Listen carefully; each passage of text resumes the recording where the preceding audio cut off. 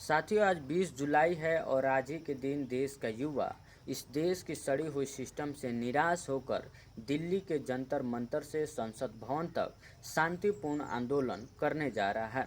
इस आंदोलन को पुलिस दबाने की कोशिश कर सकती है, इसलिए मैं दिल्ली पुलिस से एक निवेदन करना चाहता हूँ। प्रिय दिल्ली पुलिस, आप राजनीतिक दल के नहीं, देश के जनता के रक्षक हैं। आपका कर्तव्य संविधान और कानून के अनुसार प्रत्येक नागरिक के शांतिपूर्ण और लोकतांत्रिक अधिकारों की रक्षा करना है।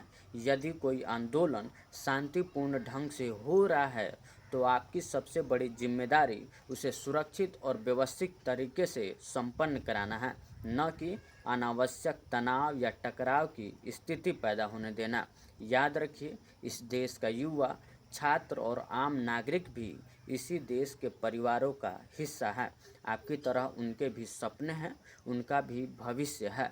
आपके अपने बच्चे भी इसी शिक्षा व्यवस्था, रोजगार व्यवस्था और प्रशासनिक व्यवस्था का हिस्सा बनेंगे।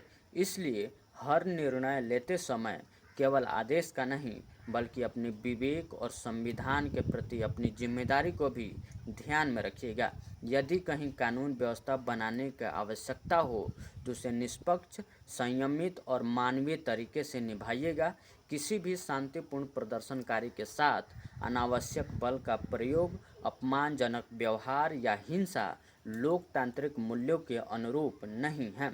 आंदोलन करने वाले कोई दुश्मन नहीं हैं, वो भी इसी देश के नागरिक हैं। उनके विचार से सहमत या असहमत हुआ जा सकता है, लेकिन शांतिपूर्ण तरीके से अपनी बातें रखना उनका लोकतांत्रिक अधिकार है।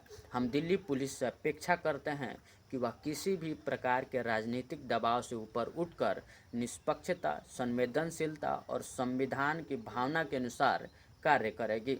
आपका वर्दी सबसे बड़ी पहचान शक्ति का नहीं, बल्कि धैर्य और निष्पक्षता का है।